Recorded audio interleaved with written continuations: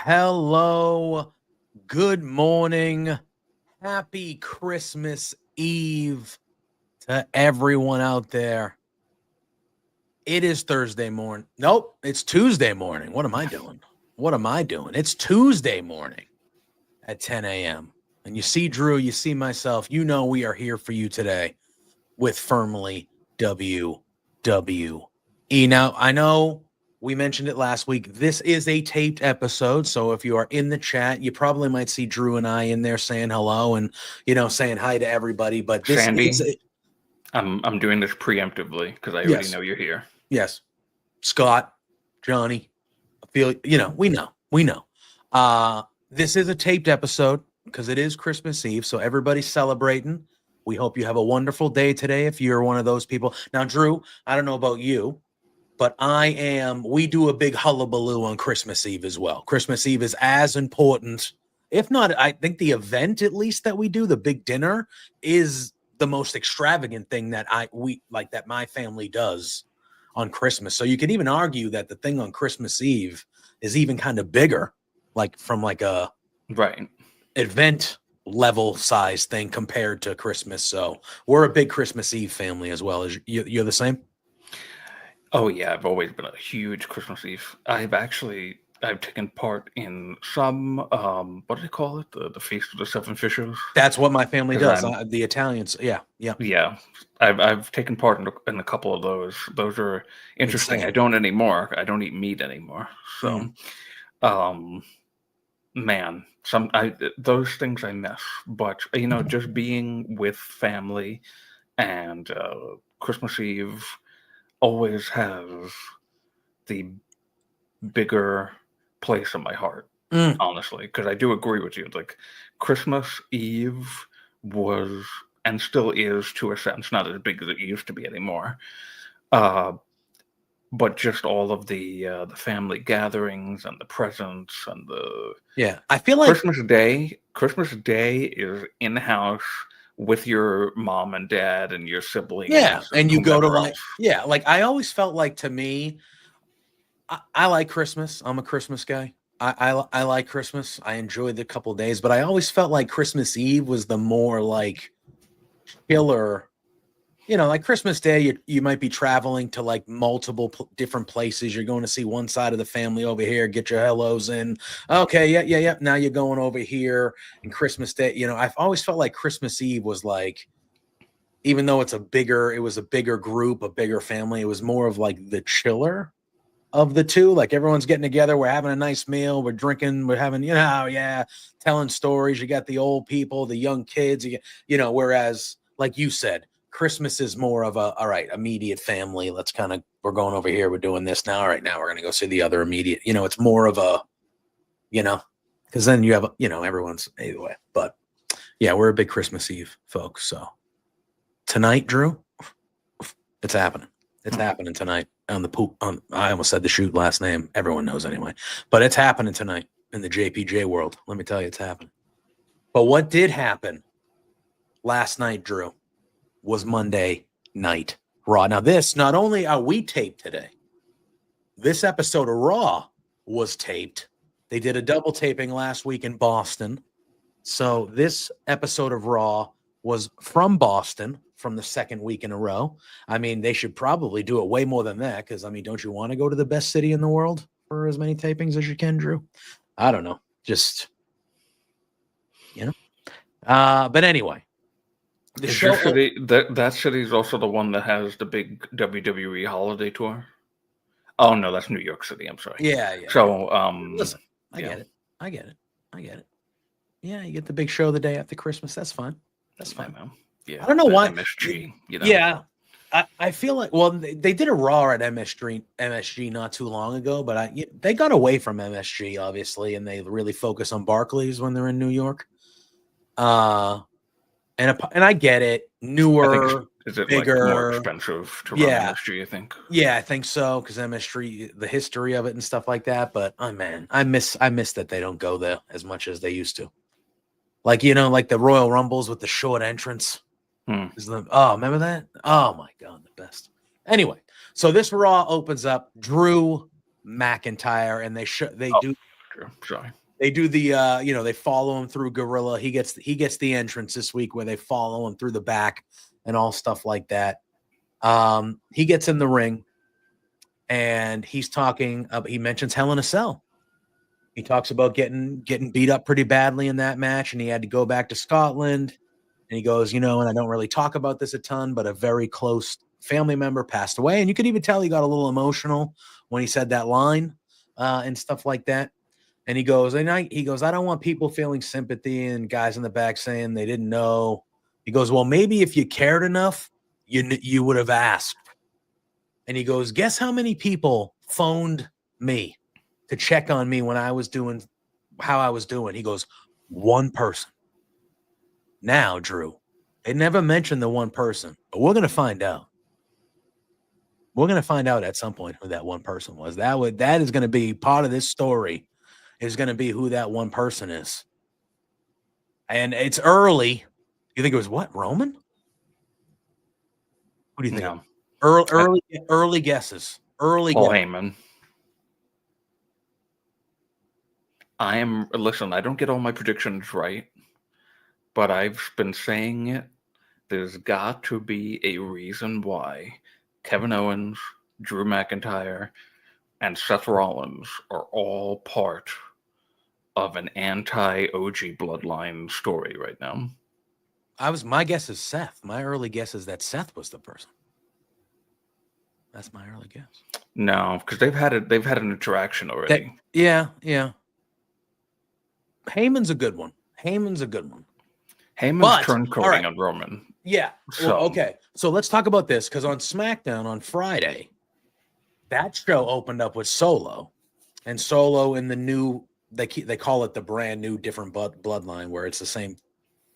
We're not 10 minutes in. It's the same effing bloodline. They just have one less guy because he hurt himself. They're not the new. Stop calling them the new. They're not new. They are one less. They're not new. God. Well, haven't they been calling them the new bloodline since it formed? No, yes, but on SmackDown they called them they were being very aggressive about calling them what the hell did they call them? I have it in my notes because I feel like they mentioned it 15 times. They called them this. Yeah, all new, all different bloodline. They use that. They use that all different. They use that as a descriptive, at least 5 times. Wait, on SmackDown. Is the BS word in full? No, I think I think we're okay. I think it's really okay. They look for the F. They look for the F. But you know what I mean? They use that all different line at least 5 to a half a dozen times on SmackDown. I'm they're not all different. They're not all different. All right. Tongalo is not there because he got hurt. That's it. They're not different. It's not different. Anyway. But yes, that show started with Solo, and he addressed how on the January 6th Raw on Netflix debut, Roman and him will be fighting in tribal combat for the Ulafala. And he came out, he addressed it. He accepted Roman's challenge. He says he's looking forward to fighting him one-on-one, no bloodlines, no wise men, no nothing. And he said he's gonna be the tribal chief. But then after that, Drew McIntyre showed up on SmackDown, and he didn't really. It sounded like he kind of made an arrangement with him, kind of, not like an official arrangement, but he comes out and Solo says that he was super happy when he saw McIntyre kick Jimmy's head off and then he's attacking Jay and Sammy and all that stuff. And then Drew then mentions, like, he goes, well, what makes you think that I'm not coming for you? And he's like, you're the one that cost me my championship at Clash at the Castle. He goes, that caused my family pain, misery, suffering. He goes, but you're the one that also stood up to Roman, and you're the only one that has had the balls to do that. And he goes, the rest of them acted tough, but they didn't change a bit. And Drew's saying that he's torn and blah, blah, blah. I had a little bit of an issue with that line. Yeah, go ahead. Yeah, talk about it. Because technically, all of those people, Jimmy, Jay, Sammy, they all did turn on Roman. So it's not like... Yeah, but then they all just went back like it was nothing. But him saying that... What was the line that he said it in? Could you read it again? Yes.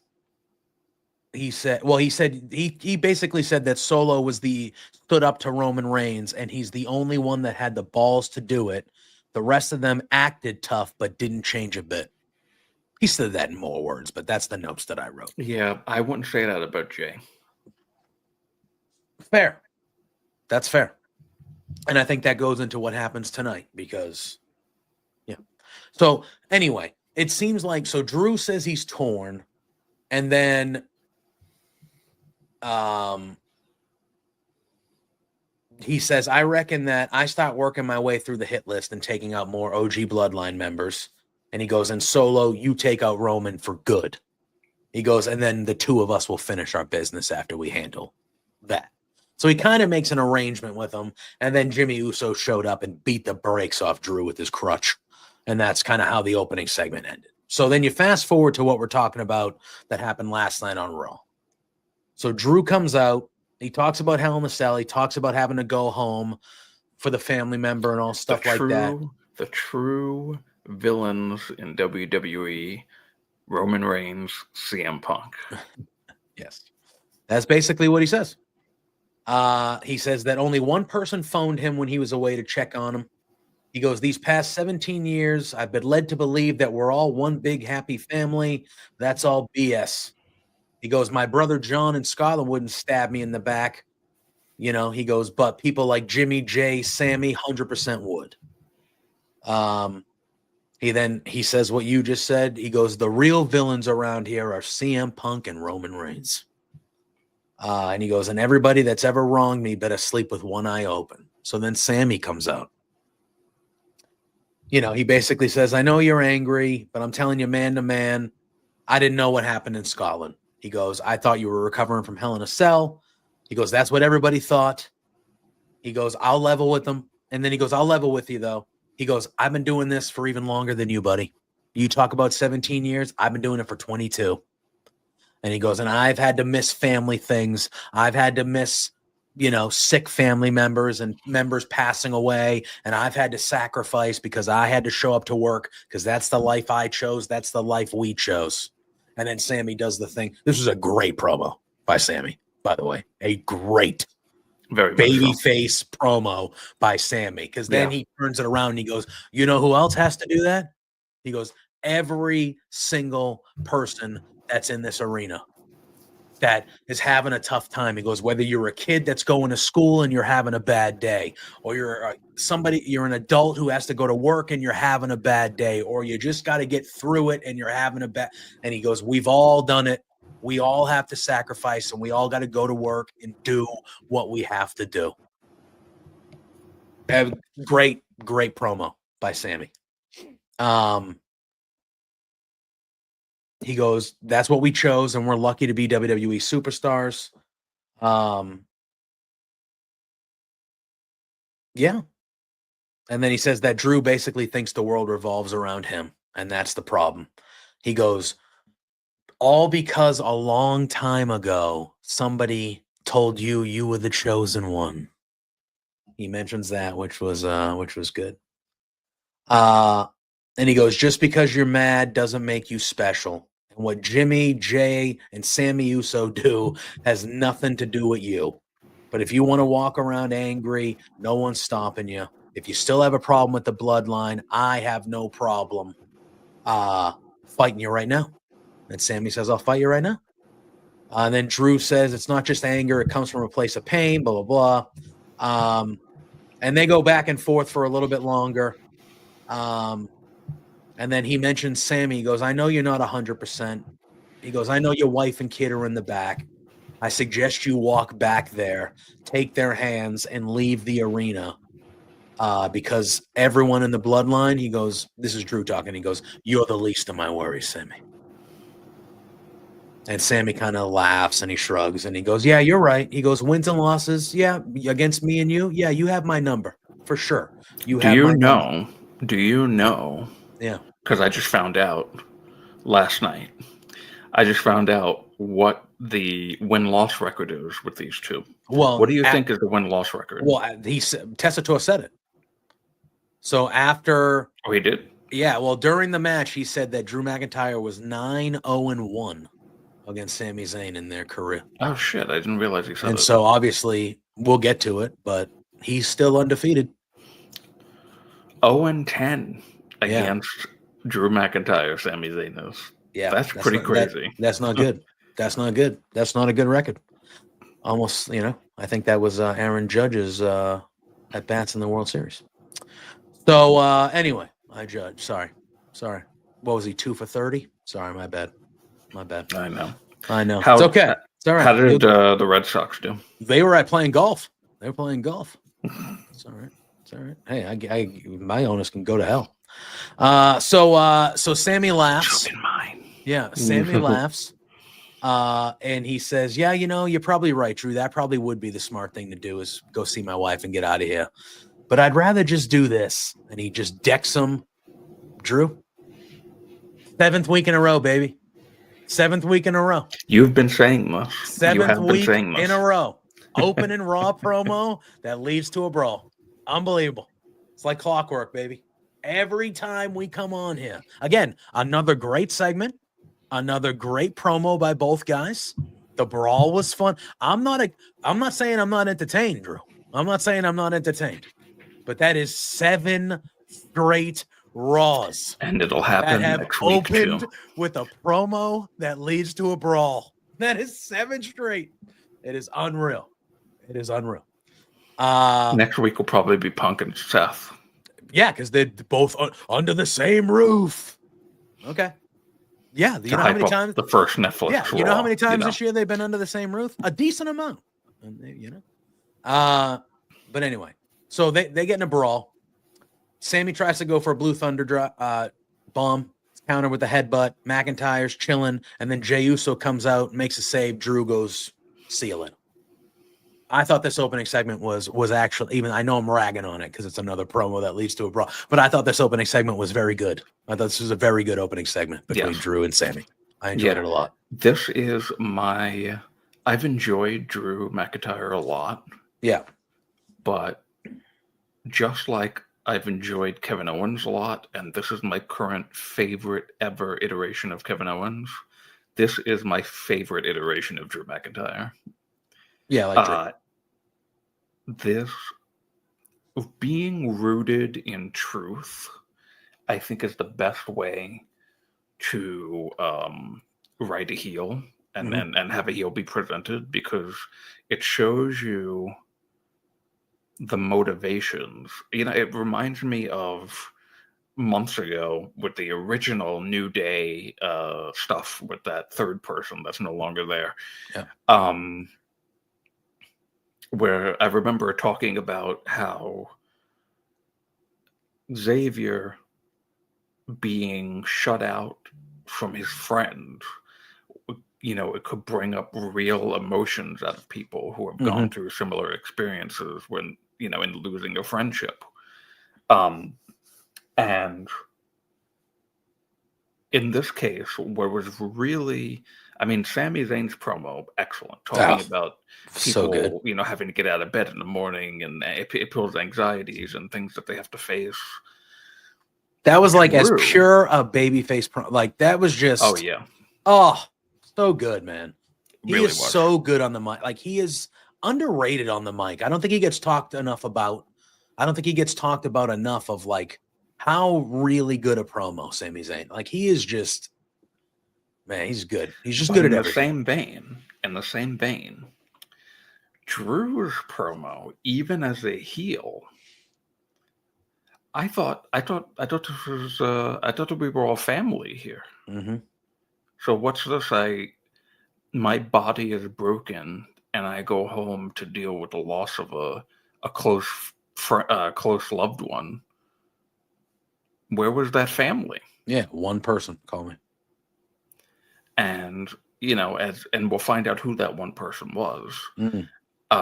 Probably, I'll guess around WrestleMania season. Yeah. And it's just like, man, how many times have you thought, you had a group of friends and you were close, but then this one thing happens and it would be really nice if somebody picked up the phone, and nobody picks up the phone. Nobody calls you to see if you're doing okay. Mm-hmm. The real life emotion and motivation for this version of Drew McIntyre, I think, is excellent. It's he's not, shouting in the microphone at anybody. He's not even necessarily, he has attacked, he did attack Sammy the other week. But it's like, it doesn't feel like a typical wrestling heel. It feels like, my name is Drew too. It feels like this is what would happen if this Drew was just fed up with all the bullshit, flipped everybody off, and was like, you know what? Fuck you. Yeah. Drew literally said it in that Busted Open. Yeah. They mentioned that on Raw too. Tessitore mentioned it. He mentioned that Busted Open radio spot. It's not about, wrestling is all about the fans and drawing in the fans and caring about, getting a reaction and drawing emotion from them. But Drew's like, fuck it. Yeah. I don't give a shit about you anymore. Yeah. Why would he? You guys haven't given me a reason to care about you. Like when I needed you guys, you weren't there for me. Nobody called to check on me to see how I was doing. You know. The fans forgot about me as soon as Hell in the Cell was over. Sammy coming out and saying, Sammy then coming out and saying, "Oh, sorry, I just thought you were recovering from Hell in a Cell. We all did." That goes into what Drew's saying. Okay, well, you guys didn't even care enough to know that I had a family member who died. Exactly. So that doesn't help your argument, Sammy. Because if you truly cared about me, you'd know. You'd know. So, yeah, I thought it was good. We then go backstage, Drew. PFC, Pure Fusion Collective, approaches Adam Pearce.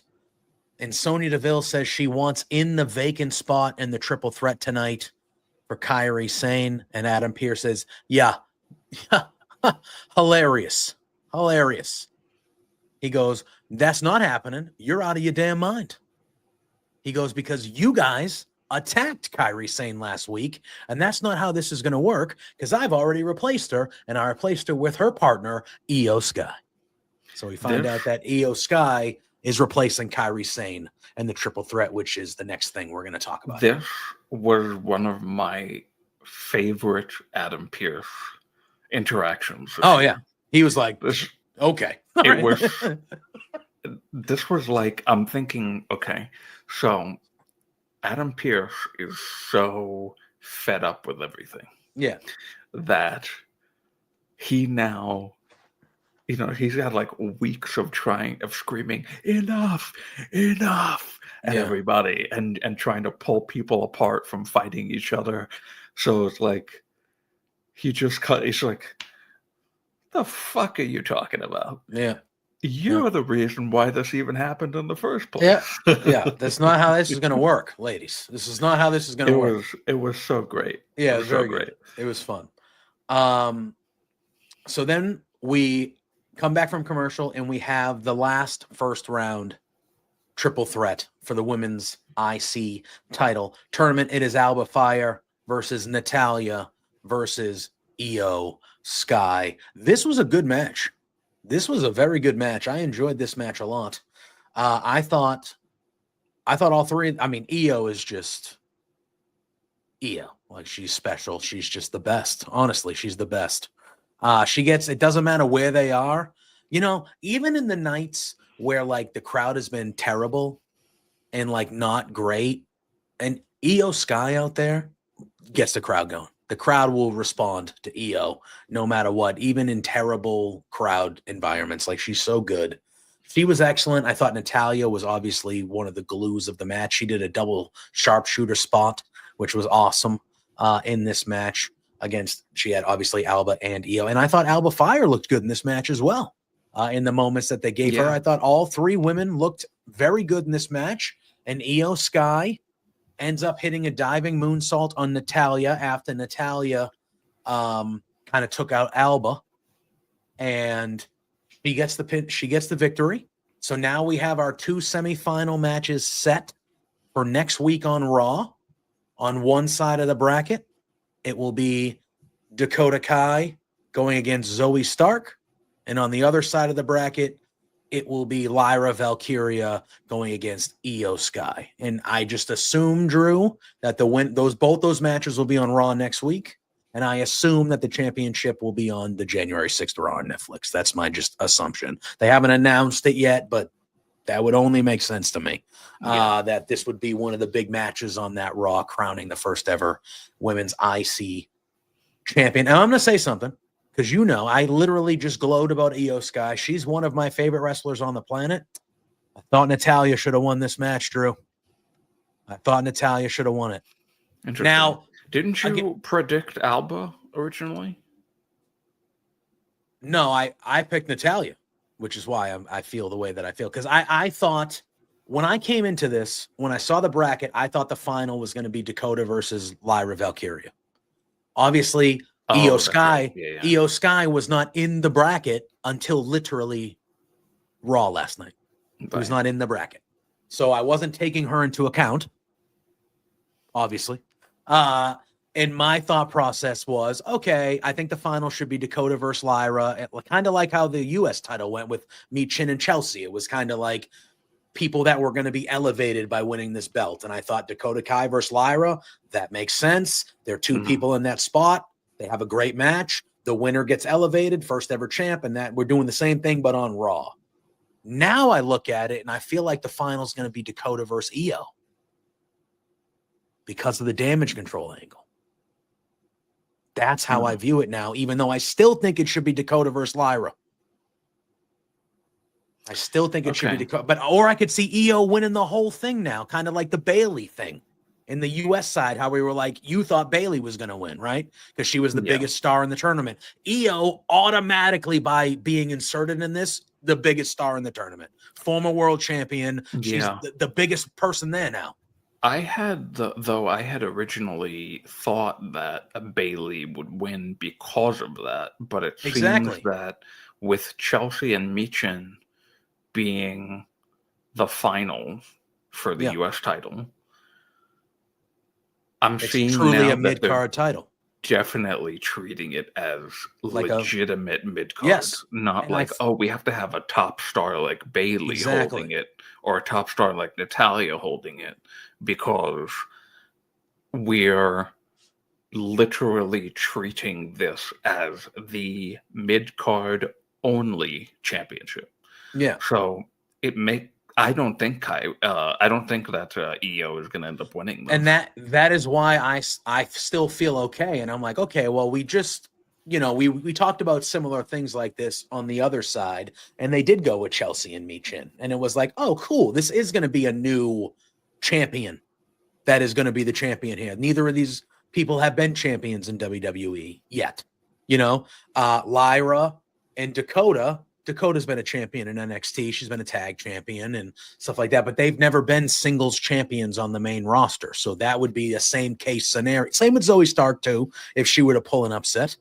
But like, they've never, all three of those women besides Io, they've never held singles gold on the main roster. So it's one of those things to me where I still, because of what we saw in the US title, I feel like they're going to do a similar thing here, or they should at least. But obviously Io getting thrown into it and then winning this match kind of has me thrown for a loop, because she wasn't original, unless this was the plan all along and they knew they were going to do this, I guess. But like, she wasn't in the bracket until now. You know what I mean? It was supposed to be Kyrie. So it's just kind of, and that's why I say I thought Natalya should have won, because A, I looked at it originally with Kyrie in there, not Io.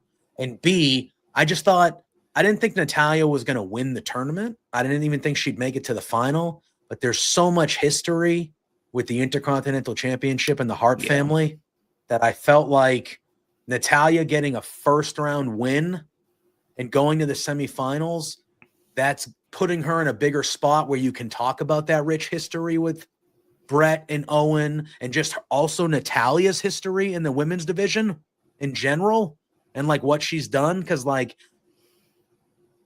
if you say that on commentary and you talk about it more to the new eyes you have and things like that, like maybe because I look at Natalya and she's one of the all-time greats. She calls herself the GOAT and all that. Like, she's not necessarily like in ring. You can make an argument she might be one of the best like ever. Like, she's terrific. She's been good for a long time. It's just, I felt like this was a moment to kind of get her back and, kind of lean into that history and lean into her history. And then if Lyra beats her to go to the final, that's a legend you're beating. You beat a legend to go to the final. Mm-hmm. And then it's like, you can just, I thought there was a way they could have leaned into that. And now again, her beating Io, still beating a legend. Like, Io's on that level, right, too. But like, I don't know. I just felt like Natalya with the Hart and the IC tie, I felt like they should have done that. But again, it's small. It's a small thing, but I felt like that was, I would have liked to have seen Natty do it and get to the semis. I'm interested in knowing what was the purpose for taking Kyrie out of this in the first place. Yeah, and that's another thing. Like, because they took her out, they broke her hand, she's out, and her partner just steps in and wins. So like, is Kyrie really hurt and she couldn't do? Yeah, like, was this a planned thing? What is the purpose there as well? I don't know. It's weird. Yeah. By the way, if for all the listeners here, if you're hearing me a little strangely, if I go in and out, it's because I'm holding this fucking thing today, and it is a heavy motherfucker. Yeah, I had one. That was my first mic when I started doing this, and it's a great mic, but it's got some size to it. This has got to be like almost 8 to 10 pounds. Yeah, it's heavy. Well, it's just not heavy, but when you're holding it for a while, it's heavy. Yeah. So I'm like shifting around and moving it, and my apologies if I hit something and it, does a little reverb or whatever. But yeah, obviously I'm not in my regular setup. So yeah. We then go to the Judgment Day Clubhouse, Drew. And let me tell you, Finn Balor and Liv Morgan are fighting like they're brothers and sisters. They got their backs turned to each other. Liv is saying, Raquel, can you tell Finn that blah, blah, blah? And then Finn's going, JD, can you tell Liv? They're not even talking to each other. They're using people to talk for them. Finn's pissed that they don't have the tag titles anymore. And then Liv says, hey, Raquel, can you tell Finn that if he would have listened to me, he'd still be tag champ? And if he didn't stand up and do anything with Damian Priest, that wouldn't have happened last week, and we'd still be tag champs. And Finn's like, JD, can you tell Liv maybe she should worry about her own problems, and that's Rhea Ripley, and stop worrying about mine? So funny. And they start going back and forth, and then Dom is the voice of reason. Dom, of all people, Dominic Mysterio goes, you know what, guys? It's Christmas, man. We shouldn't be yelling at each other like this. It's Christmas. I'm tired of the bickering. I'm going to go talk to Adam Pearce, and I'm going to get a match with Damian Priest, and I'm going to do it tonight for us. And even Finn at that moment goes, what, do you think you're better than me? You think you could beat Priest because I couldn't or whatever? And he goes, no. He goes, no. I go, like, I Such got a plan. a, I'm going to talk with Priest. I'm going to he's talk so with Pierce. insecure. Yeah. And then Finn storms off, and then the segment ends with JD going like, just 1 week without drama. Just 1 week. He goes, it's Christmas. Let me tell you. Oh, yeah. I've been getting into Dominic Mysterio lately. Because he's going to be a babyface sooner than later, Drew. I'm seeing. I've noticed that within like ever since they started teasing this thing with Finn and dissension with Judgment Day, he's starting to show more personality. Besides that, like side piece to the women's champion, you know. And last night's show, I loved Dominic Mysterio. Like the way that he approaches New Day and the whole little thing with New Day. Yep. They're like, hey, it's Dirty Dominic Mysterio. Certainly, you know what we're going through. You know. And he's like, listen, I didn't like Big E. That was crazy. And just brushes them off. Yeah. And they're looking at him like, what? Like, and then Xavier shouts at him, like, yeah, you broke ass Tom Selleck. Yeah. And he's like, Tom Selleck wishes. Yeah, he does the mustache and like thing. the tongue out. Like, yeah. And did this. And I was like, oh shit, my God, man. I love this kid now. Yeah, Dom's great, dude. Dom's been, so listen. Funny. Dom got a lot of hate early, and it was deserving because he was bad. He was bad for a bit. He was bad. He was bad. He was bad. He was bad. But guess what? Dom ain't bad no more. Dom's good. Dom's good at this. He's good at this. And he's still young. Like, I'm telling you, man. I'm telling you. That kid's going to turn babyface next year, and he's going to be over. He's going to be over with the crowd. It's going to be legitimately over with the crowd. We come backstage. Sami Zayn and Jey Uso are chatting it up. Zayn said he's grateful for Jey Uso having his back, but he wants to back up the big game he talked about by fighting Drew himself, and if Jey could kind of, chill. And Jey accepts, and he says, all right, yeah. He goes, I got next.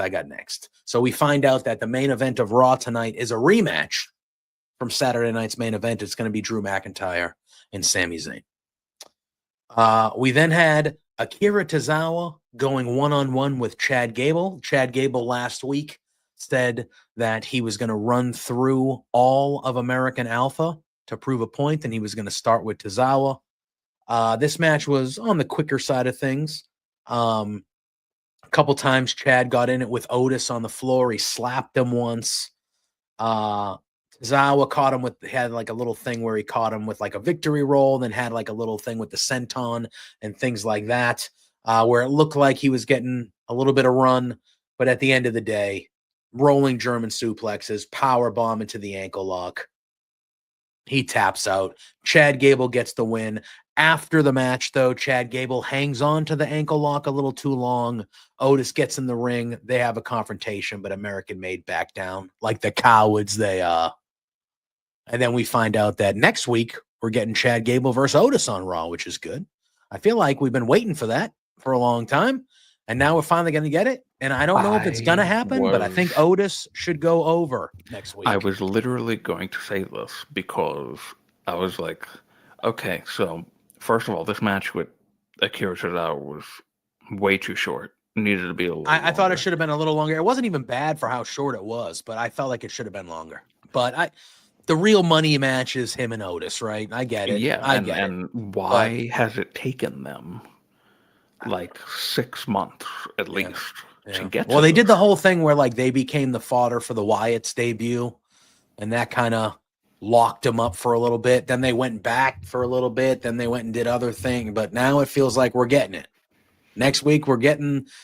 It's not the first one-on-one. They went one-on-one before once, right? I don't think so. Did Gable beat him, or is this really the first one-on-one after all that?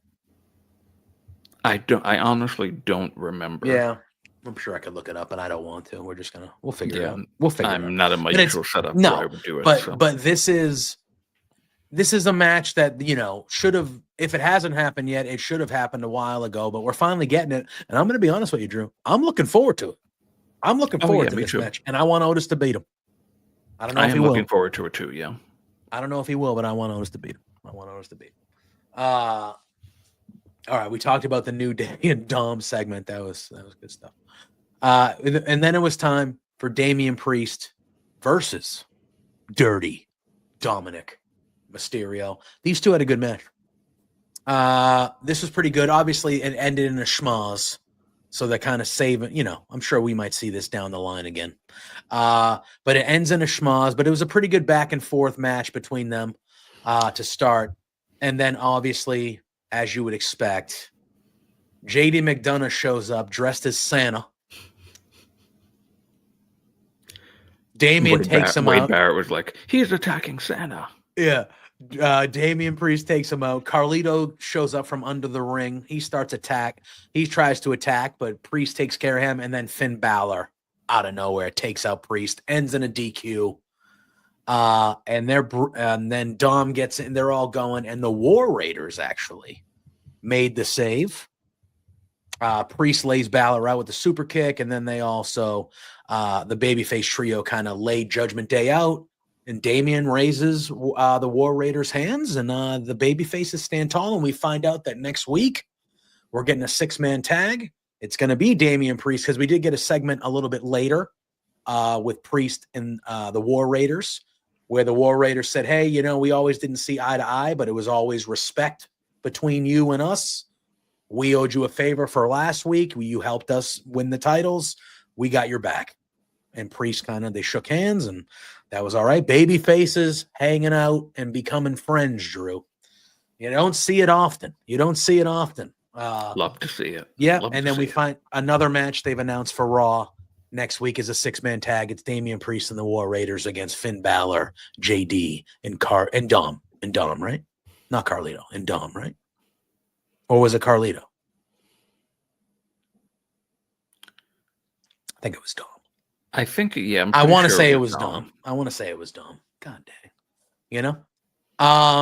But yeah, I kind of like the War Raiders hanging out with Damian Priest. They look like a biker gang. Yeah, they got that look, because the War Raiders have clearly moved away from the Viking stuff, and they're kind of like that biker-ish. They've kind of changed their thing a little bit. They look like they could be like no longer Viking Raiders. No, biker Raiders. Yeah. I like that. Sons of Anarchy Raiders. Yeah. What do you think about this pre-tape sit down with Seth? It was not as good as Punk's, but I think Seth has been a talker. Like, that's like his thing is to talk. Mm-hmm. And now it seems like he's just done with talking and he just wants to fight now. Yeah. He said it's going to be violent. He said he's going to extract a demon from his soul. Yeah, I remember. And remove the cancer. What he said. Extract a demon and remove the cancer from his brain. Yeah, it was very It's fucking deep, bro. Yeah. It's fucking deep. Not very babyface, but it doesn't seem... the interesting thing about is Seth story, I was going to say, in this story, Seth is who is the villain? Who is the villain? It's on paper, it's Seth. Yeah. But I think it's actually Punk. A little bit. Listen, I don't know I'm sure you can find it. I don't know all the dirt from Ring of Honor days or old times and stuff, but they clearly had a real life, and they still might. I have no idea. They clearly had a real life squabble at some point that led to, now obviously they are grown men, they are professionals, and they're going to turn this into, as CM Punk says, I'm not here to make friends, I'm here to make money. they are going to turn this into them making some money. And that's what they're going to do because they've already announced it's main eventing the January 6th Raw. It is main eventing, which means that Roman and Solo will probably open the show after there's a promo that ends in a brawl, obviously. But so I don't know. You got to start the Raw on Netflix, right? John Cena. John Cena is going to come out, and he's going to get confronted his first night back, and he's going to get in a brawl. That's what's going to happen. I just don't know who it's going to be. Who's confronting John Cena on January 6th? Or do they let him do it clean because it's his first time back? Does he just go out there like formally announce? I know he's already announced he's in the Rumble, but does he formally? Somebody, right? Has to. Maybe Gunther? I think it should be. But they're kind of leaning babyface with him. Did you watch the highlights of the thing they did at the WWE thing? Yeah, I did. He was a babyface there making fun of Logan Paul. Oh, could it be Logan Paul? Oh, God. Because he is officially... I know. He is officially the newest member of Raw. I assume they want him on the January 6th Raw for the clicks, So does John Cena come out? Won't be the first time he was involved with an insurrection. Yeah. I mean, they picked a day picked a day to have the first, you can't pick the calendar, but man, wow. January 6th. If Logan Paul shows up, it'll fucking track. So, John Cena shows up, announces the Rumble, and does Logan Paul interrupt him? Because Logan Paul will take an F5 and that crowd will black out, including me. I'll take my shirt off on my couch, bro. Probably gonna happen. Is that what happens? Is that Logan Paul? Damn. Yeah. I'm sad that I remembered that. That put a damper on things. I was getting excited for that conversation until I fucking remembered that. All right. Let's move on. Damn. And remember when he said he retired and everyone was like, hell yeah. Well, I knew that wasn't the case. He's a fucking bullshit artist. Just look at all those crypto scams. Yeah.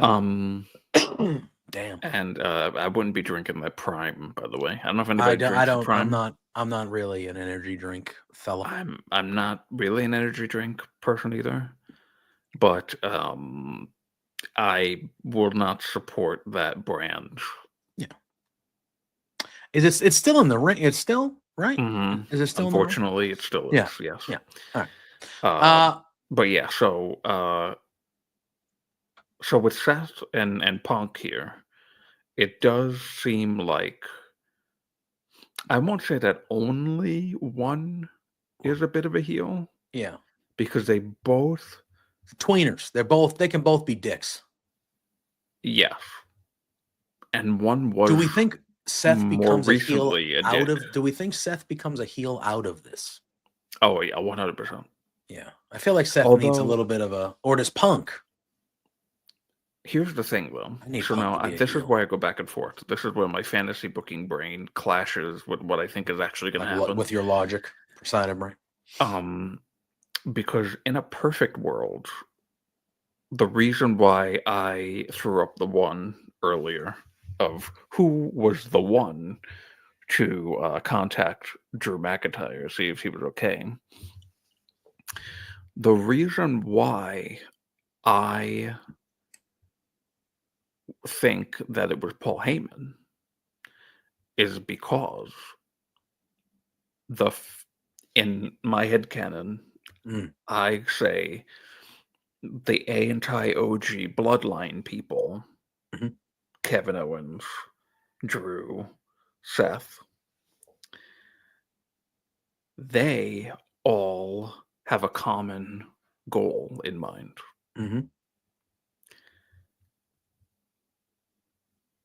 Eventually, they're going to realize in order to achieve that common goal, they're going to need to band together. And who better to bring people together than the wise man himself, Paul Heyman, the mastermind. And in my scenario here,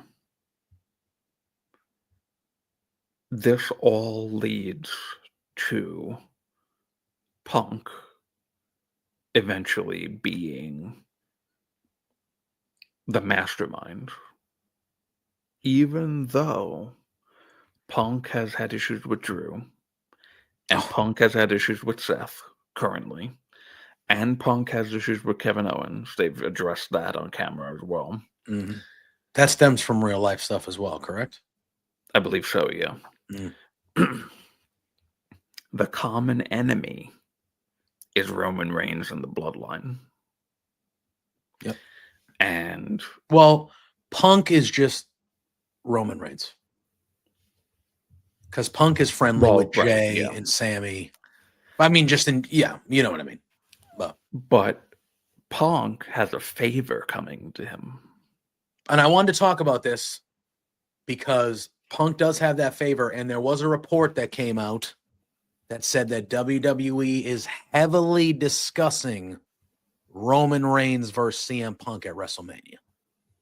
I assume that would be the contingency plan if The Rock were to not become available Yeah. at WrestleMania. I Which, boy, assume, that'll be really interesting. but that seemed, because everybody assumed, including you and I, everybody assumed that this Seth and Punk thing would go till Mania. And it still could. It still could easily. This is really the first matchup, but they're clearly doing it in 2 weeks for the first time, which tells me that maybe they run it back at the Rumble, if they run it back, and maybe this isn't a Mania thing, because then the report comes out that they're talking about Roman and Punk at Mania. Well, you wouldn't be heavily discussing it if there wasn't a good chance it would be happening, it feels like to me. So maybe as we pan out, maybe The Rock isn't at WrestleMania, or at least wrestling at WrestleMania this year. Maybe he just shows up to do something, but maybe he isn't wrestling at WrestleMania. And what if it is CM Punk and Roman, and the favor has, something along the lines has to do with getting to that match kind of thing. Yeah, because if there's anything that's a guarantee in WWE today, it's if you're involved with Roman Reigns, you're probably getting a main event Yes. of 100%. any show. Yeah, I would agree. Which has been generally the case. Anytime Roman has been involved in something, he is the main event. Yeah. Mm-hmm. So that's why I've been, eventually Cody and Kevin Owens is going to be done. I would assume by Rumble. I would assume that's probably. We don't know what the status is going to be of Randy. Of I don't know if Randy. is it going to break off and be Randy and Kevin Owens, and then. See, that's the only thing that is like for me, right? Because you assume this is all leading to Randy and Cody, right? That's what you very well could. Yes, but when Randy comes back, when Randy comes back, right? He's got to deal with Kevin Owens first. Kevin Owens is the one that actually did the damn thing. Now, I think Randy will turn on Cody because he's going to blame Cody for it happening, because it wouldn't have happened if it wasn't for Cody. So I think that's the logic in Randy's head that will make him turn on Cody, but he still needs to come back and deal with the dude that put you on the shelf for what's a month now. You know what I mean? Like, you have to. I feel like so what if I map this out? I think Cody and Kevin Owens have their last match at Royal Rumble. Yeah. Randy returns there. I think returns in the Rumble, or returns has something to do with that. Returns at the Rumble in the match. Okay. And he attacks both of them. Could we have it? Okay. Yeah. Then Kevin threat at Chamber. I could see that. a triple threat at the Chamber, and then the world title gets involved in the Elimination Chamber match. Which actually makes a lot of sense because that could be the John Cena arc of the year. Is I just missed winning the Royal Bowl, so now I have to be in the Elimination Chamber, which has to get me to And WrestleMania. he's already advertised for going to Elimination Chamber. He's part of the main advertisement, Cena. Right. Well, that's what a lot of people. I have Cena still not my final choice, but I still have leaning to it. I think him winning the Rumble, but they could get the route of getting him at Mania by doing the Chamber as well. If it's for a title match at Mania, Right. Which they've used the Chamber for in the past. Yes. It's been a little while since they've done that, but yeah, they have used it for that. Mm-hmm. But yeah, so I need to get Cody and Kevin Owens done, so that this way, by Elimination Chamber, Kevin, Drew, and Seth are taking out members of the OG bloodline. And you know what, too? And we're going on a huge tangent here, but what I literally just thought of now, maybe there's been a reason why Roman has been acting the way that he's been acting since he came back. That he's not the one to go to Jay, to go to Jimmy, to go to Sammy. Somebody else brings them, and he reluctantly agrees to it. That's what happened with everybody we've talked about. It's like, why isn't he the one going to Raw to get Jay? Why isn't he the one going to get Sammy? Yeah, it's ridiculous. It's ridiculous. Anyway, if you think about this, standard wrestling, we like to do, 2-on-2, 3-on-3, 5. It's always this amount of people versus this amount of people. Seth, Drew, Kevin Owens, Sammy, Jay, Jimmy. But Roman is gonna now have to be the one to try and stop those people, Seth Roman and Seth and Drew and Kevin Owens. That will be what makes him have to go and help somebody instead of somebody coming to help him.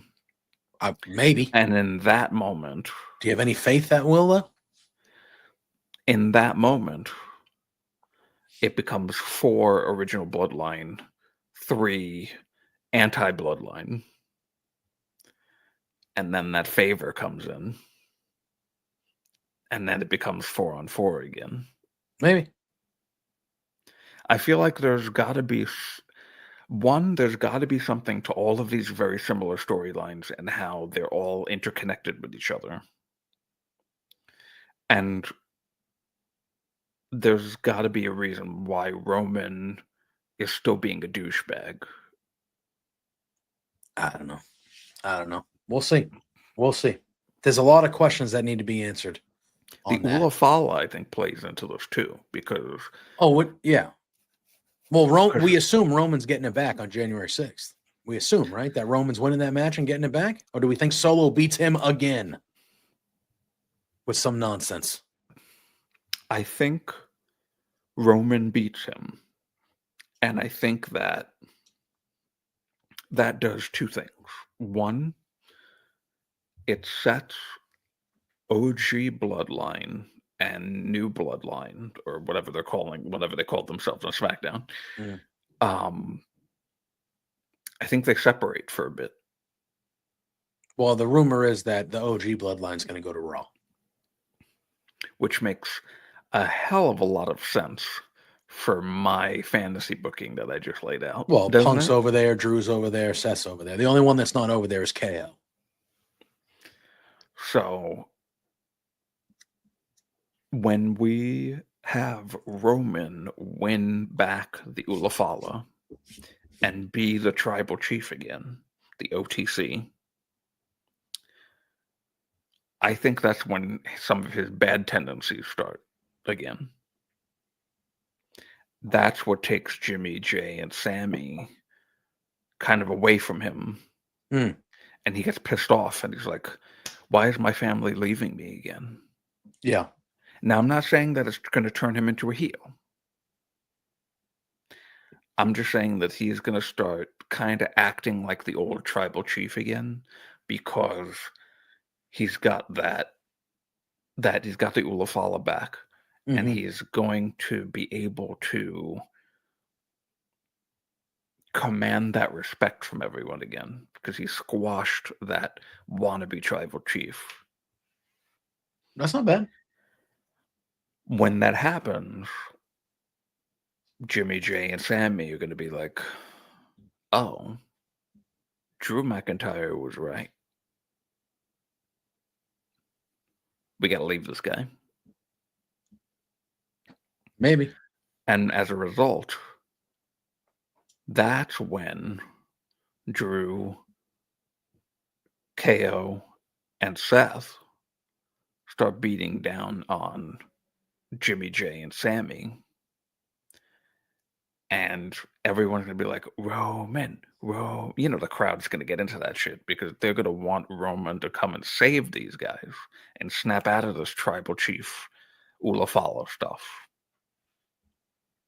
And Paul Heyman is going to be the wise man. He's going to be trying, it's going to be a conflict for Roman. Do I go and help those people who turned on me really because of me? Do I wash all of that old tribal chief, old head of the table out of my head and go and do the thing that is the right thing to do and help out my family? You don't think so? It's given me no reason to think he would in any circumstance. Well, I agree. Well, I think that there I like needs to I be like what some you're sort of saying. there needs to be some sort of pivotal moment. Yeah, I don't think it's gonna involve all those. Like, I just don't think Roman's gonna care enough about those guys. It's gonna be with The Rock. The pivotal moment is with The Rock. Like that. This is all leading. I'm sorry. The big match in this, at the end of this, is Rock and Roman. Man, that's the match.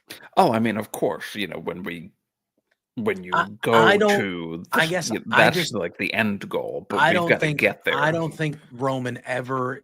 Not ever, but I don't think Roman is anywhere close to not being this tribal chief character. Anywhere close. Like, I think this is still have years that he's the Oh tribal God, chief. what inning are we in now? Probably the sixth. Probably the sixth. We were at the third inning at WrestleMania 39 2 years ago. Okay, So, so fourth would be Wrestle. Yeah, so we're probably in the sixth, maybe the bottom of the sixth, maybe. Who knows? But well, all I'm saying is that there needs to be that pivotal moment where Roman finally snaps into it and goes, "Oh shit, I've been the problem this whole time." yeah, I And mean, getting this Ulafala back yeah, was not because was my old ways.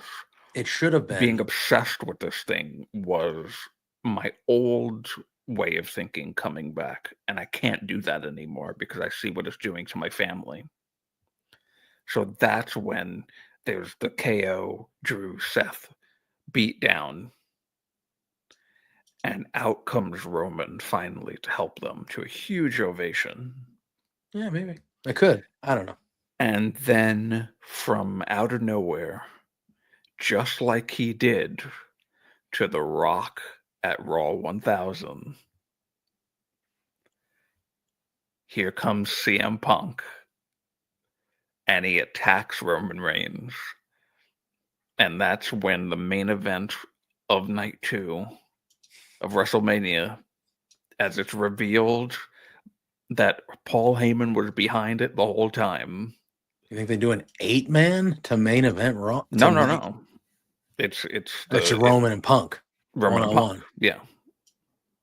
Yeah, maybe. Seth, Drew, and KO and Sammy, Jimmy J can do their own thing.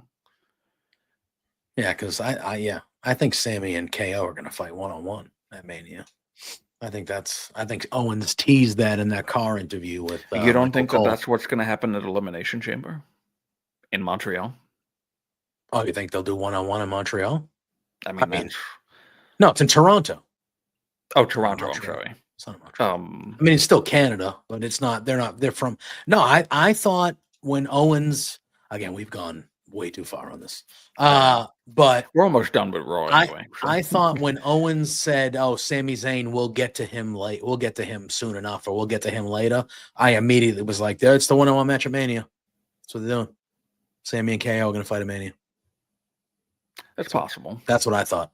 That's where my brain went immediately. It was like, "Ooh, they're going to get another 1-on-1 match at Mania and have the best match on the fucking weekend."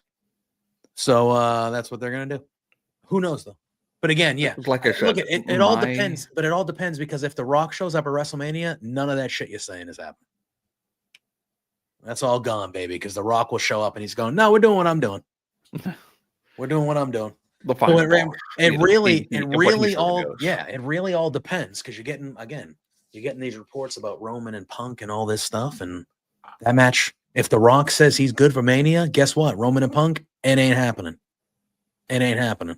So and Punk will once again be screwed out of his WrestleMania, and he'll go. But I would assume The Rock. he'll fight Seth, and he'll be first or second on the show, and he won't be through. All right. If we move back on, that he does not have any Mindy's cupcakes or muffins or whatever they are. Yeah. And Spindrift. Right. We then had The Miz. That's right. The Miz going 1-on-1, kinda, with Dexter Lumis. Lumis does that thing where he slides across the ring to kind of freak Miz out. He then gets outside of the ring and he's throwing Miz around into the barricades. Gets back in the ring. The Miz starts to fight back, but then Karrion Kross and the Authors of Pain just come in and start beating the crap out of Lumis. So it looks like they're all going to beat the crap out of him. They all surround him, and he kind of gets down on his knees and does kind of almost the old Bray Wyatt pose to an extent. And when that happens, the lights go down.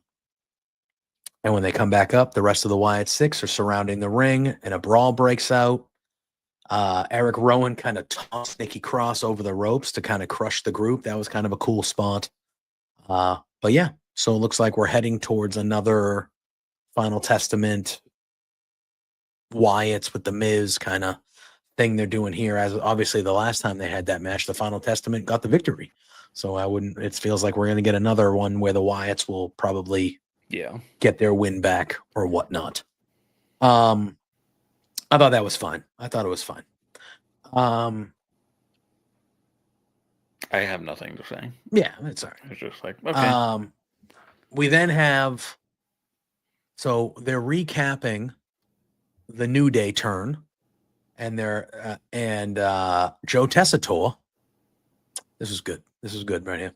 Joe Tessitore is saying, he's critiquing what they did. He's being like saying that was not cool, like, not great. Like that was a very bad thing they did. And then all of a sudden we hear Kofi on the mic and he goes, no, Joe. He goes, no. You are supposed to be an unbiased. No, wait, biased? Is it biased or unbiased? Unbiased, right? It's unbiased. Yeah. You're supposed to be an unbiased journalist. You're not supposed to be, and they go, how long you been here?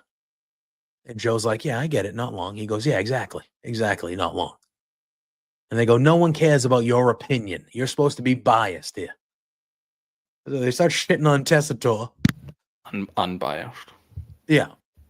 They start shitting on Tessitore. Then they get in the ring. They start saying things like, look, we could have beat up Big E real bad, but we didn't. He goes, why is everyone still upset? Kofi complains that this is supposed to be a homecoming for me. I'm in Boston. Like, this is a homecoming. I'm in Boston. He goes, and my mom, who is in the front row, I flew her all the way in from Ghana. She's here. She was in the middle seat. First of all, Kofi, you flew your mom in and you booked her a middle seat, you piece of shit. What kind of son are you? Come on, Kofi. You booked her a middle seat. I assume that's a long flight. I'm not going to pretend I know how long, but I assume the flight from Ghana to Boston is sizable. They were saying 20 hours. You booked your mom a middle seat, Kofi? Shameful. Unbelievable. It's almost as bad as what you did to Big E. Holy crap. So anyway, he says that. His mom's sitting front row. Xavier Woods says that they gave us the 10 best years of their lives.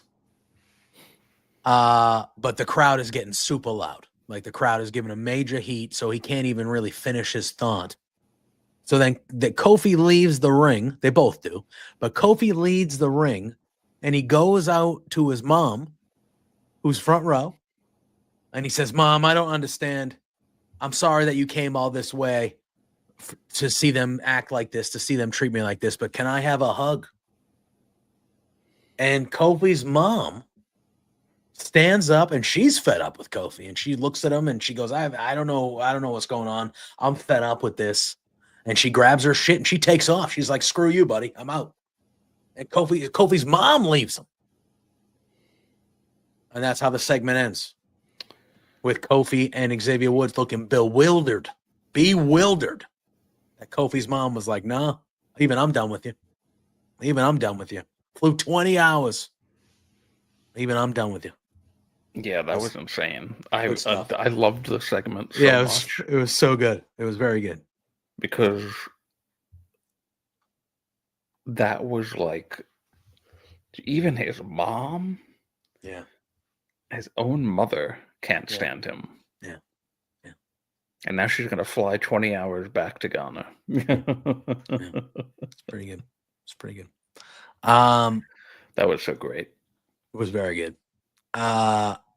Then it's time for the main event. But before the main event, we do get another thing with the New Day. So the New Day is walking in the back, and they run into, for the second week in a row, Rey Mysterio. Rey Mysterio says, hey, I've been thinking about it. And he goes, and as a locker room leader, I think I could have handled that situation a little better last week. So I want to apologize. He goes, I'm just trying to help everybody be better. And he goes, and what you did to Big E was just foul, out of pocket, foul. He goes, and I think that you guys should start fixing yourselves and fixing things by apologizing. And then Kofi and Xavier are like, what? Kofi's like, apologize to who? To who? And they both agree. They go, we're not apologizing. So Ray goes, okay. He goes, well, at least you can say that I tried. And he goes, but you both better get real comfortable and used to hearing New Day sucks. And Ray walked off. Good stuff. So I think what's going to happen on January 6th, I'm thinking they probably have another segment next week. Maybe the New Day jumps Ray next week and he needs a tag partner and it's Penta on January 6th. Because we didn't talk about that last week, but they did do that vignette. Did they? I don't think I saw it tonight, unless I missed it. They did do it again tonight. They did it again tonight. All right. So last week they did the first vignette with that circle with the line through it, with which a lot of people are saying it will be Penta. And they said January 6th he's going to debut in LA. And so I'm thinking maybe they did it this week, and there was a pentagon in the. Okay, so they changed it. Okay, good. All right, so they did the 0 with the slash. Yeah, and but then they added there was a pentagon also. All right, so it's gonna be Penta then. So there we go. So I'm thinking maybe they give him a week off. My thought process was maybe the New Day beats down Ray in the ring somehow on the Raw on Netflix, and Penta debuts to save the day.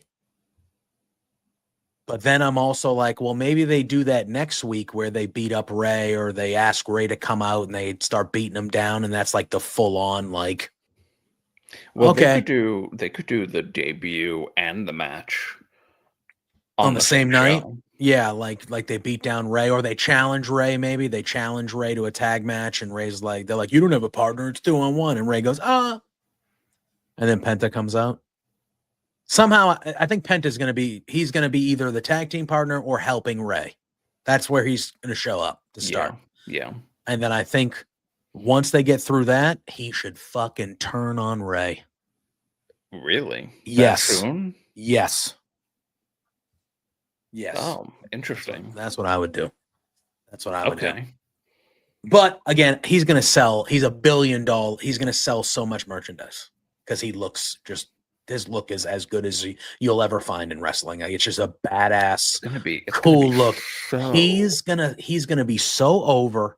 Yeah. He's gonna sell $1 billion in advertising. They're gonna make masks. They're gonna sell dude.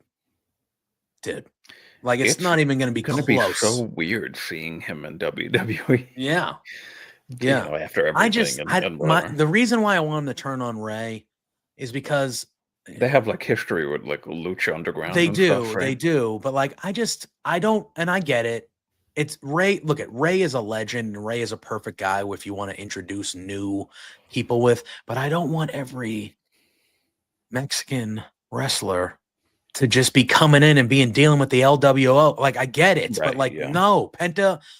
Look at Rey Mysterio's in the LWO. If the Rey Mysterio is one of the all-time greats, like, so I don't mean this disparagingly to him, but like Penta's above the LWO.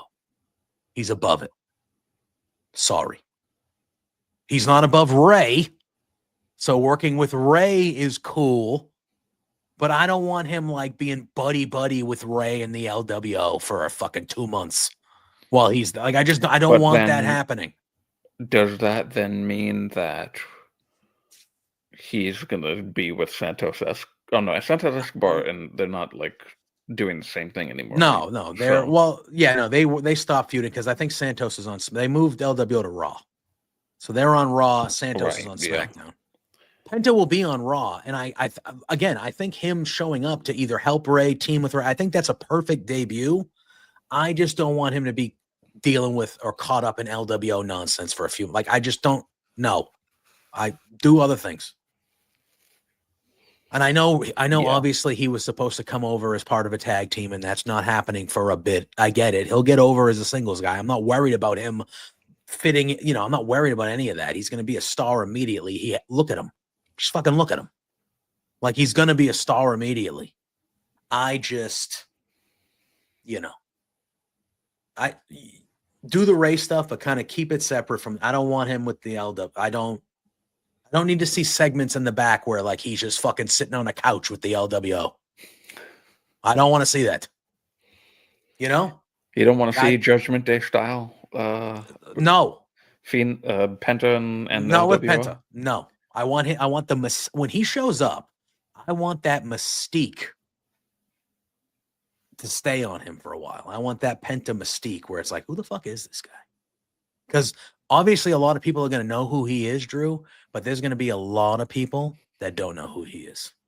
And they're going to be like, holy shit. Like, who is this guy?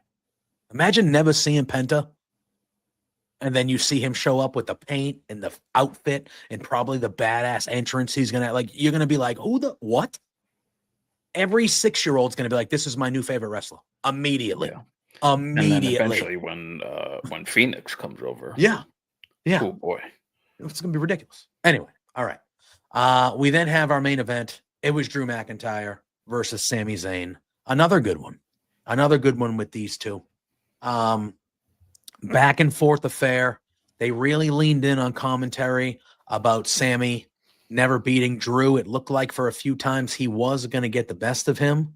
But in the end, it's another Claymore and it's another defeat. Drew McIntyre beats Sami Zayn again to go 0-10, like you mentioned earlier. But it was really about what happened after this match. After the match, Drew starts beating Sami down. Jey Uso makes the save. He hits a spear. Jay goes to the top rope, but we see Tama Tonga out of nowhere, shoves him down. And the all new, all different bloodline is here, Drew. The all new, all different bloodline has shown up. Drew McIntyre takes a look at Tama and the gang. And then he just starts attacking Jey Uso and starts beating down Jey Uso again. Jacob Fatu, he goes to give him the ode to Rikishi, they call it, the little butt bump thing, but Jay moves out of the way. He super kicks Tonga. He hits Jacob Fatu again. He ducks a thing from Solo, but then Jacob Fatu hits him, takes him out. Samoan Spike. Then Sammy gets in the ring. Then Sammy gets the Samoan Werewolf with the ode to Rikishi. Then the double jump moonsault, and then Sammy gets the spike as well. Then they throw Sammy and Jay kind of on top of each other, and they stand over them with the ones up. The all-new, all-different bloodline stands tall at the end of Raw. And that's how the show goes off the air, Drew. What'd you think of the main event in this post-beatdown segment for the all-new, all-different bloodline?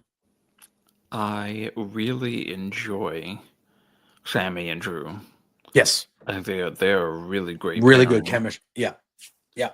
One thing that I want to say about Drew negatively, after the whole spiel about, fuck the fans and everything, why is he still doing the countdown to the Claymore? Yeah. I don't know. That's like babyface Drew, fan interaction, crowd noise, caring about the fans and wanting the fans to participate in the finisher.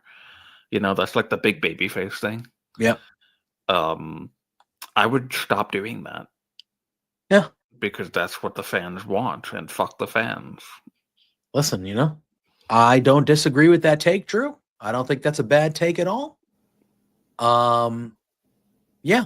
It is really the only babyface thing he does. Is he still does that countdown to the Claymore. But I feel like, the Claymore that he usually wins with is not the countdown Claymore. It's usually a Claymore that he just hits kind of out of nowhere, That's true, because he did do that in this match. Yes, he did the countdown Claymore, and he I feel like either misses that one or he hits it, but it's not the finish Claymore. I feel like the finish Claymore is usually after a reversal, or they're outside and some guy slides into the ring right into the Claymore. Like, it's usually like a little different, quick out of nowhere second or third Claymore that gets the win. But I do agree he should stop doing the countdown, because that is clearly for the fans. And Drew is very anti everyone. Yeah. Currently. And what I like about heels too is when they become when they become heels when they were babyfaces, and they have those type of crowd participation things that they do, whether it's in their entrance or if it's their finisher or their catchphrase, whatever. They always are like, oh, sometimes what I actually like, a very specific type of healing on the crowd when you've just become a heel is when you're going to do your babyface entrance, catchphrase, finisher, whatever, and in the middle of it, as the crowd is participating, you just stop halfway and just look and be like, oh, right, you like that. Fuck you. I'm not doing that anymore. Yeah. So like my classic one is like when The Rock would be like, if you smell, and then the crowd would do it, and then he's like, oh, no. Story time with The Rock is over. Yeah. Yeah. Play time with The Rock, that's over. It's over. Yeah. You're not doing that anymore. So like now I'm picturing Drew get up on the turnbuckle, and he just goes 3, 2, and he's like, he gets to 2, and then he's like, oh wait, everybody's doing it with me. And of course they're not going to do it this way. Mm-hmm. He'll just be like 3, 2, and be like, and do that. But what he really should do, Chuck of the finger. that's what he really should do. They would let him do that once they go to Netflix. Why wouldn't he? Why wouldn't Well, I don't know. They still he? Yeah, want to because do he should do 3. 3. I don't want to chuck the finger because I don't know if that could get us in trouble. But he should do I already did 3, it. 2, and then 1 should be the last one. Yeah. That's exactly how he should do it, and that should be the last time he does the countdown. Is that he goes 3, 2, and then he just kind of goes And then everywhere. everyone boos. And then everyone boos. He hits that Claymore. He should win that match with that Claymore. Yeah. And then that should be the last time he does the countdown. Until he's a good guy again, then he can bring it back whenever next time he's a good guy in a couple years or whatever. It's such a feel good baby face thing. Yeah. All right. Well, on that note, we got to do the feel good baby face thing, and that's go be with our families for Christmas Eve and Christmas tomorrow. So be on the lookout on our socials. Drew and I had come into the week saying that we were going to do a full week of recordings because of Christmas Eve and Christmas, but we were kind of chatting before the show, before this recording here, and I'm feeling pretty good that Thursday we're going to end up being live. So I think we're going to go live most likely at our normal time. Maybe we'll decide to sleep in the day after Christmas and go a smidge later. So follow Firmly Love Wrestling. Obviously follow Drew and I, which we'll give our plugs here in a second. But just be on the lookout for some announcements because I think we've made the decision. This might be the official announcement of it, I guess. But I think we've made the decision that we're going to be live on Thursday after Christmas. We're not going to do a recording. It was becoming more of a hassle to find another time for us to record it than it was just for us to be live on Thursday. If we want to do a shoot thing right now, because everybody knows this is a taped show. Yeah, it's 1:15 in the morning. Record. I'm sorry. Really Drew's going to show you his phone. I date myself when I say taped, and it's just not taped. It's recorded. Yeah. But this is the time currently. Yeah, and that's it went blank. Okay. That's AM. That's AM. That is not in the afternoon. That's AM. So yeah. So we made the decision pre this recording that we're going to be live on Thursday, most likely at our normal time of 10 a.m. Possibly not. Yeah, maybe we'll push it to like 11 or 12. Yeah, maybe we'll depending on. Listen, I have stuff to do on Christmas Eve and Christmas Day. JPJ has Christmas Eve and Christmas Day things to do. Sure do. I might wake up in the morning on the 26th and be like, "Holy shit, I need to sleep for another 2 hours." I beat. JPJ may feel the same way. So we're playing it by ear, but you will get on Thursday, 2 days from this very moment, technically, because it is Christmas Eve, technically. Yes. There will be a live show. We just don't know what time it's going to be yet. Yeah. Most likely, it's going to be noon. There you go. Just to play it safe. I don't want to say now or tweet 10 a.m. and then 10 a.m. comes on the 26th. And I'm like, why the hell did I agree to this? That's fair. Are you telling me, do you throw on a good one on Christmas? Is that what you're telling me? Am I what? Is Christmas a big drinking day for you? Do you throw on a good one? I mean, that's what I say. I say, we throw on whenever I'm somewhere. You go somewhere and you're like, I'm going to have a drink or two. And then like you get there and you're there for a bit and you're like, oh, this is going to be truthfully. Like, we're going to be going. We're going to be going here. Truthfully, I am not a drinker. Okay, it's fair. Now, I not that I don't drink. Yeah. It's that very rarely do I drink outside of my home. So, like, if I go to a restaurant or a bar, so you don't have like a beer or a drink with like dinner, like a cocktail with dinner or something like. Not if I'm out usually. All right. Yeah, I love it. I don't like the feeling of alcohol very much. I like the taste of alcohol. Yeah, I don't like the feeling of alcohol. That's fair. And also, I'm usually like my husband loves not like he's an alcoholic type of love drinking, but when he goes out, he likes to drink with Yeah. a meal. Yeah. So usually I end up being the designated driver because I just don't drink when I'm outside, really. Mm. Um, I won't put it past me, maybe partaking in some Spiked of eggnog. that Mm. on Christmas Yeah. because it's Christmas and, you know. I like it. Here's my thing. I like a good beverage. I like a good beverage. When it's the holidays, like tonight, Christmas Eve, yeah, I'm gonna get a little saucy. I'm gonna get a By little the way, saucy. isn't this lock screen adorable? Like Lock it screen. was no, I can't get it to come up for some reason, Oh, but there we go. There we go. it's Christmas lights on my I don't know where it's coming in. Oh, that is adorable. You can't see That it is for some adorable. reason. I don't know why. Maybe it's That is because adorable. could be because my phone is in sleep mode right now. That's probably it. That's probably That's it. probably it. But it's Christmas lights and it looks cute. So, but Drew and I appreciate all of you.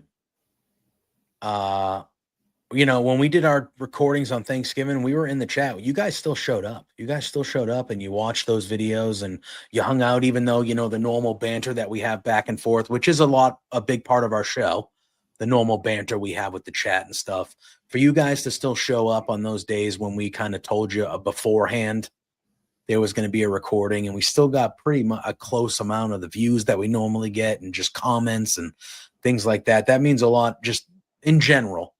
The following that we've kind of grown here and just you guys in the chat. So we appreciate you all very, very we've much. been consistently getting some, we trickle in some new people. Yeah, we kind do. of every show, and we really appreciate that.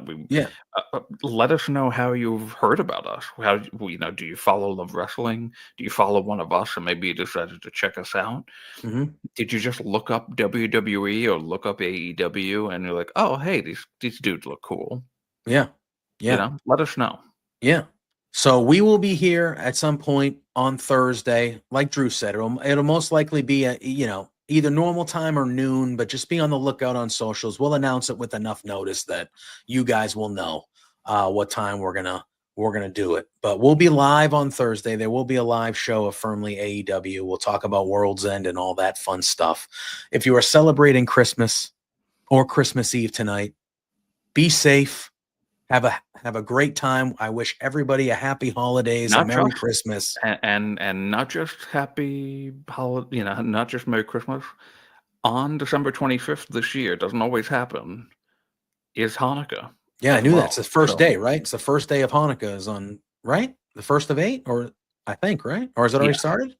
I thought this was a very rare thing where on Christmas, like you said, on Christmas Day is the first day of Hanukkah as well, which is pretty nutty. So that's cool. That is pretty cool.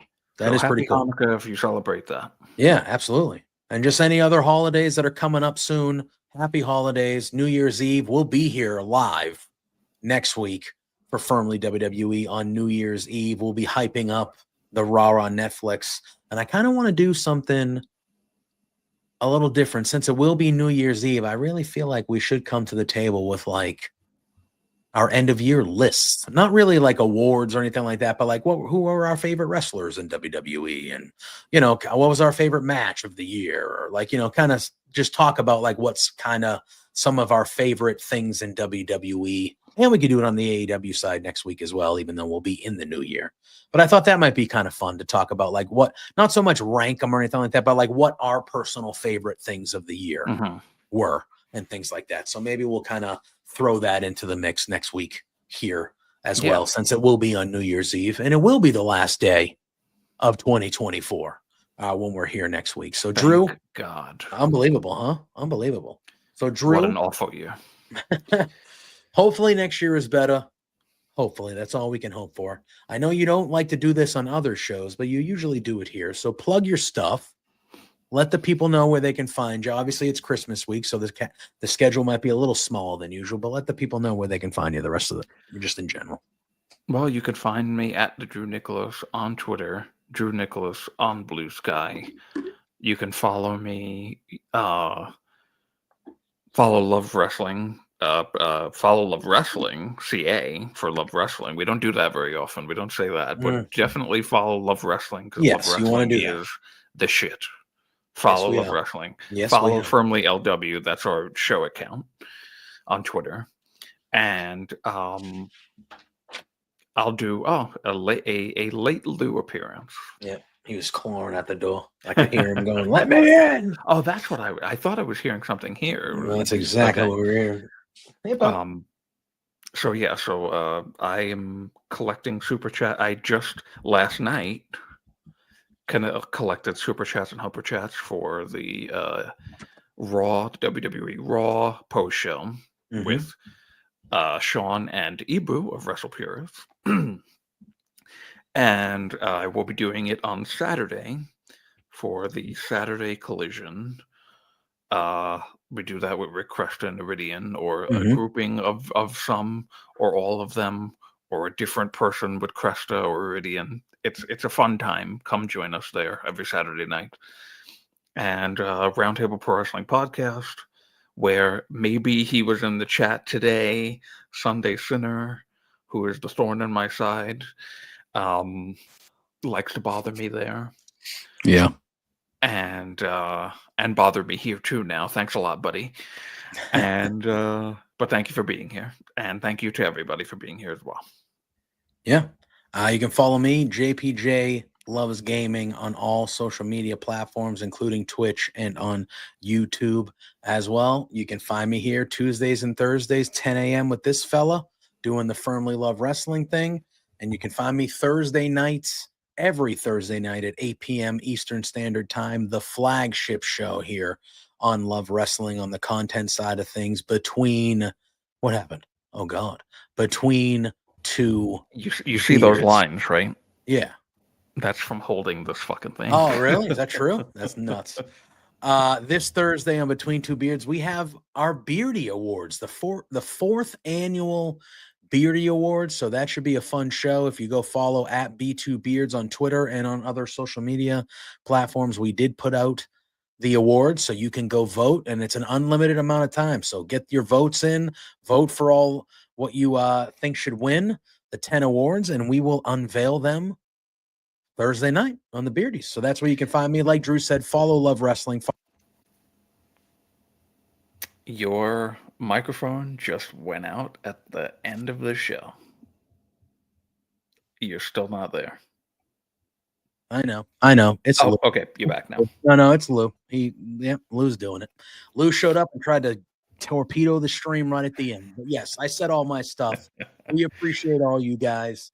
We'll see you on Thursday. Have a very Merry Christmas and a happy holidays. And we'll see you in a few days. For Drew, for myself. Till next time. Peace out.